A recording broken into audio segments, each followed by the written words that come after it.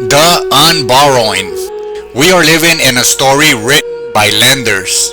It is a story that begins with promise.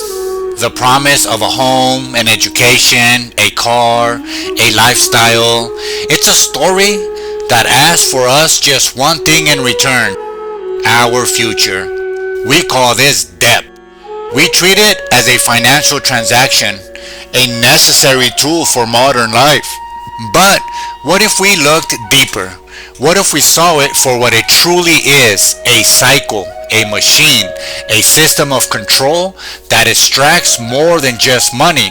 It extracts our time, our choices, our peace of mind, and our collective power. Let me repeat that. It extracts our time, our choices, our peace of mind, and our collective power. Today, we are not talking about better debt management. We are not talking about refinancing or consolidating loans, which are merely different cages in the same zoo. Which are merely different cages in the same zoo. We are talking about something more profound, more radical. We are talking about the unborrowing. The unborrowing is not just the act of refusing a new loan. It is the active, conscious, and collective process of taking back our future from the debt cycle. It is the deliberate unwinding of a story that was never written in our favor. It is the recognition that to be truly free, we must first reclaim the narrative of our own lives from the machinery of credit. To understand the unborrowing, we must first understand the machine we are up against. The global economy operates on a predictable rhythm known as the debt cycle. It begins with the credit boom. In this phase, confidence is high, money is cheap, banks are eager to lend, and we are encouraged to borrow. We buy homes, cars, educations, fueling a wave of economic activity that feels like prosperity. Asset prices rise, and this creates a feedback loop. More borrowing, more spending, more apparent growth. But this boom contains the seed of its own demise. There is always a tipping point. Debt burdens become too heavy. Income cannot keep pace with repayments. What was once manageable becomes a crushing weight. This leads to the third phase, deleveraging. This is the painful, inevitable hangover after the credit binge. Spending plummets, defaults rise, and the economy contracts as everyone tries to pay down debt at the same time. We are not merely passengers on this roller coaster. We are the fuel. It is crucial to understand a fundamental, often hidden truth. Most of the money in our economy is created by banks when they make loans. When you sign a mortgage, the bank doesn't necessarily lend you existing money. It creates new money digitally based on the promise of your future labor. As one economic analyst starkly put it, bank loans create money and repayment destroys it. Every time we make a payment, we are not just transferring wealth. We are extinguishing money from the system, money that was created against our future. We are extinguishing money from the system, money that was created against our future. This leads us to a critical distinction, one that the system deliberately blurs: the difference between productive and unproductive debt. Productive debt, or what some might call a good debt, is used to acquire an asset that can generate income, repay the loan, and improve your life. A loan for a tractor that allows a farmer to triple their yield is productive debt. An education that significantly increases one's earning potential can be a productive debt. It is an investment that creates more than it consumes. Unproductive debt or toxic debt is the opposite. It funds overconsumption on items that rapidly depreciate and earn nothing. It's the high interest credit card debt for fast fashion, expensive electronics, and lifestyle inflation. It is the predatory payday loan that traps people in a cycle of fees. This kind of debt does not build a future, it mortgages it. It creates fragility, not resilience, and our current system is masterfully designed to encourage this very toxicity, wrapping it in the shiny paper of convenience and social status. The cost of this cycle is not merely financial, it is human. The weight of debt is measured in sleepless nights, in anxiety, in relationships strained under financial pressure.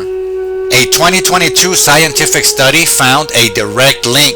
Higher financial worries are significantly associated with higher psychological distress. This burden is not felt equally. It falls hardest on the unmarried, the unemployed, lower income households, and renters, those with the least cushion to absorb a shock. The system creates not just debtors, but patients. It creates not just poverty, but hopelessness. So how do we begin the unborrowing?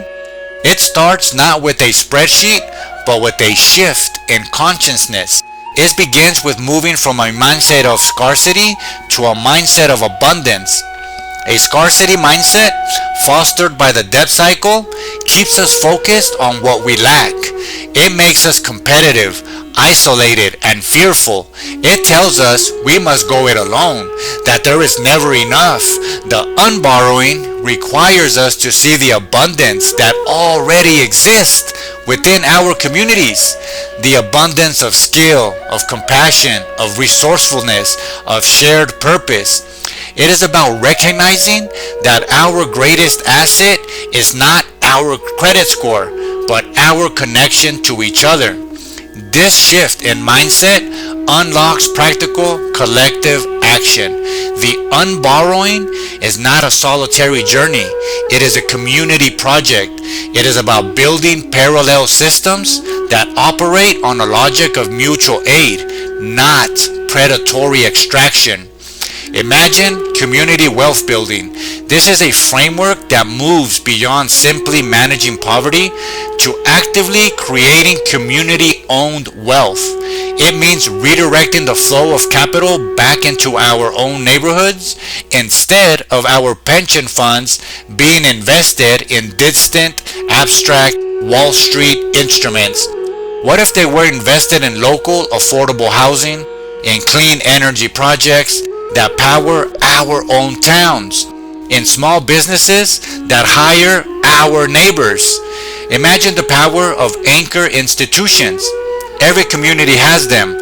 Hospitals, universities, local government. These are massive, stable entities that purchase billions of dollars in goods and services and employ thousands of people. The unborrowing involves advocating for progressive procurement. What if our local hospital committed to buying its food from a network of local farmers? What if the university partnered with a local worker-owned cooperative to handle its maintenance? This would create a resilient local economic loop, keeping wealth circulating within the community instead of being extracted by distant corporations. This work must be guided by core principles. We must prioritize equity over equality. Equality gives everyone the same thing, but equity acknowledges that we do not all start from the same place due to historic and systemic disadvantages. A true unborrowing must actively dismantle these barriers, designing approaches that lift up those who have been most burdened by the debt machine. We must champion community ownership. Empowerment deepens when community members have a real stake in the outcome. This means building worker-owned cooperatives where employees own the business and share the profits. It means establishing community land trust, CLTs, which take land off the speculative market to provide permanently affordable housing. When we own the assets, we control the destiny. And we must practice solidarity, not charity. Charity, while often well-intentioned, can be disempowering. It creates a hierarchy of giver and receiver. Solidarity is different. It is a partnership built on mutual respect. It is about walking alongside one another, designing solutions with the community, not for it. The ultimate goal of the unborrowing is what the philosopher Simone Weil called rooting. The current system uproots us. It tears us from our communities, turns us into isolated consumers and data points, alienated from the land and each other. The debt cycle is a primary engine of this uprooting. Rooting, in contrast, is the most important need of the human soul. It is the active, natural, and meaningful participation in the life of a community. The unborrowing is the practical, gritty work of rooting. It is the process of becoming a part of a living ecosystem rather than a resource to be extracted from it. We are not trying to fix the debt machine. We are making it irrelevant by building a garden in its place. We are replacing the manufactured need for toxic debt with a cultivated capacity for mutual support. The unborrowing requires our participation to succeed. It requires us to feel connected, empowered, and hopeful. So the ultimate act of financial defiance is to come together, to save together, to invest together, to own together. When we do this, we are doing more than just paying off old loans. We are refusing to take out new ones that chain us to the old story. We are writing a new one, a covenant built not on predation but on protection, not on extraction but on care. The debt machine is powerful, but our collective conscious choice to support one another, to build community-owned wealth, and to root ourselves in a new economy of mutual aid, that is a power that no financial institution can ever repossess. The unborrowing begins when we stop lending our futures to a system that never intended to give them back.